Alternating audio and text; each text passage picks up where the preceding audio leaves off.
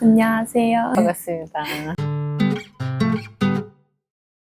오늘은 바람피는 사람의 심리에 대해서 이야기해보려 하는데요. 네. 바람피는 사람의 심리는 대체 뭘까요? 많은 분들이 이걸 제일 궁금해 하시죠. 피운 당사자들도 상담실에서 보면 제대로 설명을 못 하는 것 같아요.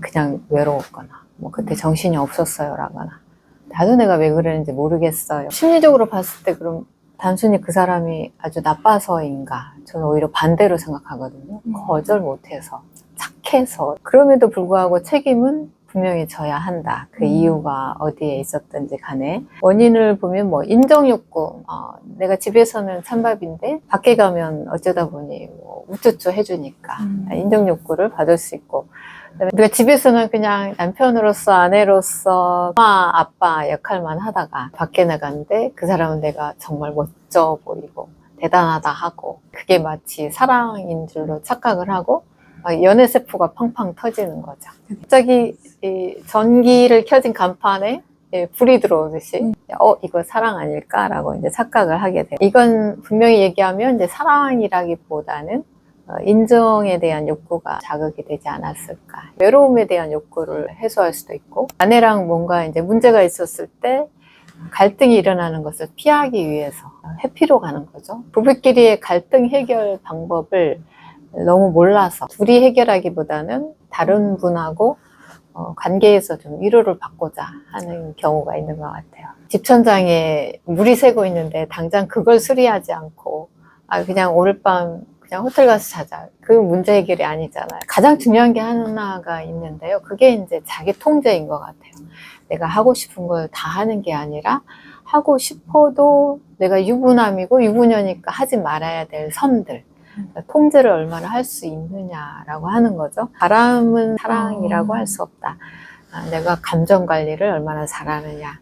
그리고 우리 둘의 관계 기술의 문제다. 저는 이렇게 보고 있습니다. 바람의 심리를 이해하는 것, 그리고 그거를 이제 정당화하는 것은 완전히 다르다는 거죠. 원인을 찾기 위해서 우리가 이해를 하지만, 정당화는 어떤 의미에서는 이제 책임을 회피하기 위해서 정당화를 하는 거니까, 상담에서는 이제 원인이 뭘까 좀 깊이 보고 책임을 좀 더 선명하게 찾아보게 하고요.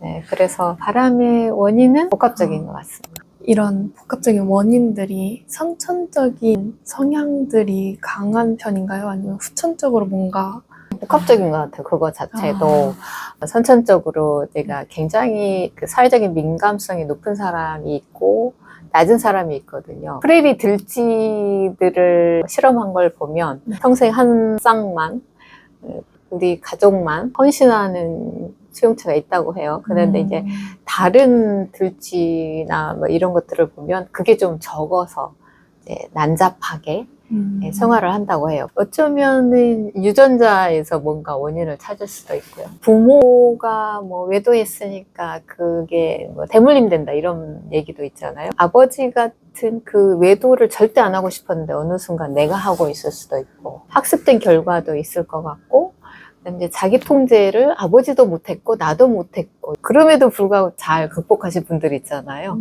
그런 분들도 있고, 유전적으로 책임 회피할 것도 아니고, 결국은 이제 내가 선택을 하는 것 같아요. 내가 과연 수많은 유혹 중에서도 들키든 안 들키든 간에 내가 나에게 책임질 수 있느냐, 내 행동의 책임을 내가 질 수 있으면 아내가 보든 안 보든 남편이 보든 안 보든 내가 자기 관리를 잘 하겠죠. 바람이 아닌 다른 방법으로 극복하는 방법은 뭐가 있을까요? 외로움을 극복하는 방법은 저는 마지막 회기쯤에 영적인 의미를 좀 얘기하는데, 우리가 관계 속에서 외로움을 해결하려고 하면 늘 우리는 실패할 수밖에 없거든요. 관계로 내가 인정받으려고 하고, 관계 속에서 내가 사랑의 욕구를 해결하려고 하고, 그러면 정말 어려워질 수 있다. 우리 관계라는 게 호르몬이 길어야 36개월인데 그러다 보면 계속 바꿔야 할걸요? 대상을? 늘 촉촉한 호르몬이 막 분비될 때의 대상을 찾아야 되고,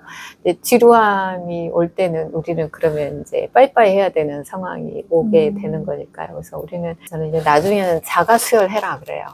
내가 나를 사랑하고 내가 나를 충분히 인정하면 굳이 대상에게 사랑받고 인정받아야 할 이유가 없는 거거든. 맞아. 내가 사랑하면 되는 거고, 내가 인정해주면 되는 거고. 오히려 내가 좀 커지면, 내가 가슴이 넓어지면, 굳이 내가 사랑 찾아 헤매지 않아도 되지 않을까. 이렇게 생각합니다. 타인이 극복할 수 있도록 도와줄 수 있는 방법도 있을까요? 도와줄 수는 있지만 이제 고칠 수는 없는 거죠. 외도의 피해자인 분들은 내가 뭘 잘못했을까? 내가 좀 부족해서였을까? 내가 잘해주면 괜찮았을까? 뭐 온갖 소설을 쓰시거든요. 근데 내 잘못은 아니다. 그분 책임인 거지. 원인이 피해자인 나에게 있는 것 같지는 않아요. 그래서 막 더 감시하면 저 사람이 안 할까? 그래서 엄청 막 레이더를 돌리죠.